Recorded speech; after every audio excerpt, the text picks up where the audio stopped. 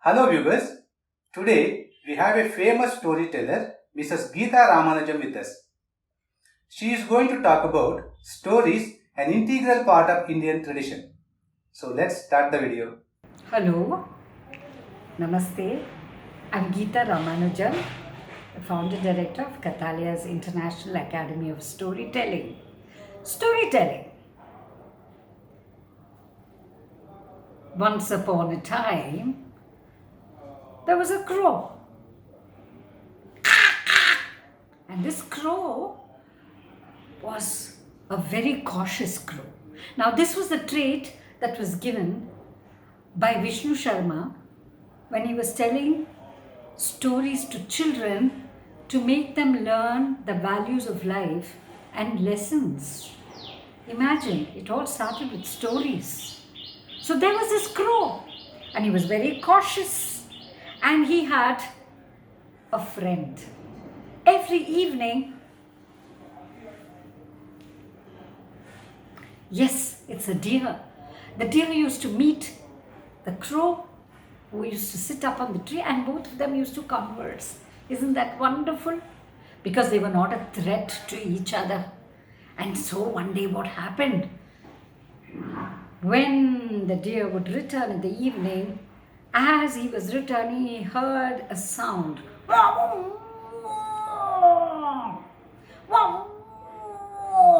Of course, that was the fox. And the fox was feigning. What do we mean by feigning? He was pretending.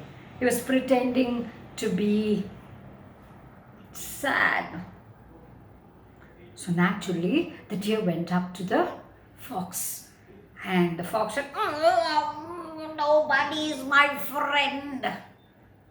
And the deer said, "I will be your friend." "Oh, but your friend is that crow."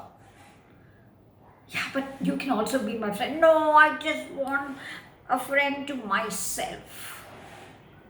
And now, the deer, who was very compassionate, because that was the trait given to the deer, he said, "I will be your friend. I'll just be with you from now on." "Yes." "Okay." Now, the fox was very cunning. He had two things in mind. He loved the meat of the deer. So, he was also a person who wouldn't kill himself. Now, this requires a little strategy, isn't it?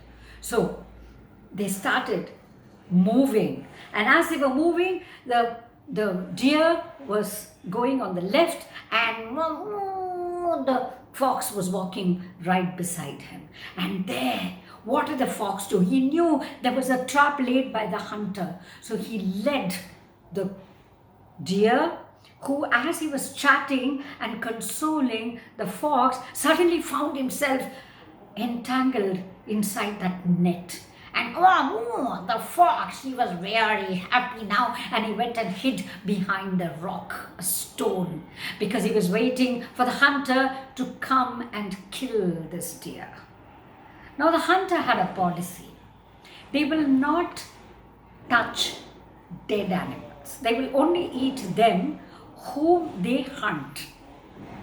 Now, this crow, who watched this deer and fox walking together, was a little suspicious. Remember, I said he was cautious. So he was wondering, why is it that two people who could not never be friends go with each other?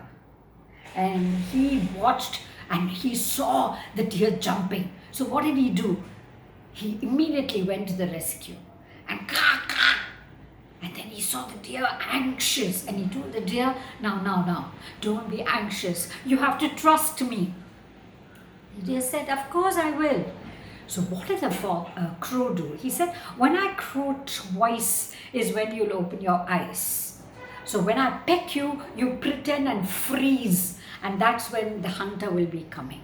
So you'll have to hold your breath." And the deer agreed. So there, the hunter was coming from the distance, and here the crow pecked him, and he froze.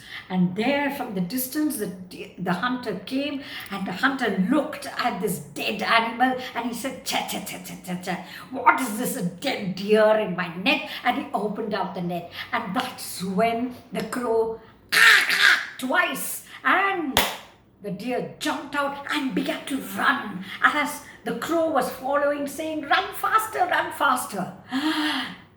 Now the hunter was livid with anger because he didn't expect this. So he said, oh, that deer has cheated me. And he lifted his bow and arrow and he was about to shoot. And as he left that arrow and it went towards the direction of the deer, that's when our great friend the fox saw the deer coming and said, aha, so I can't have the deer meat, I better attack him myself, and jumped on the deer. But just as he jumped on the deer, that's when the arrow came and struck that fox, and the fox died. And then the deer and the crow escaped. And the crow said, see, you have to be as wise as that owl. And deer said, what's that story? And so he started the story of Lavatanga, the owl.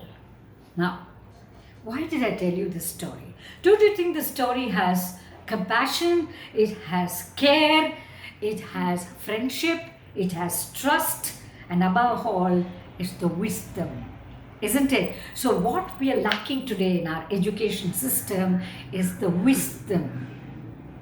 Even in our scriptures, they say, to have a balanced mind, you need to have the discriminatory capacity to see the difference, right? To the wisdom to see the difference. And I think we should include stories.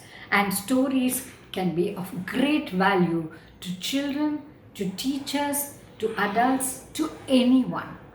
You can take this even up to the corporate level, but I think education today really needs not just stories, but good storytellers.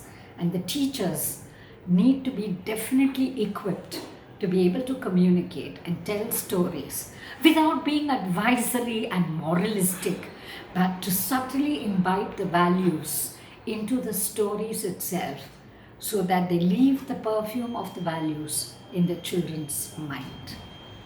Thank you very much for listening to this. To receive such more educational videos, please subscribe and also share it with the people who are associated with education industry. Thank you.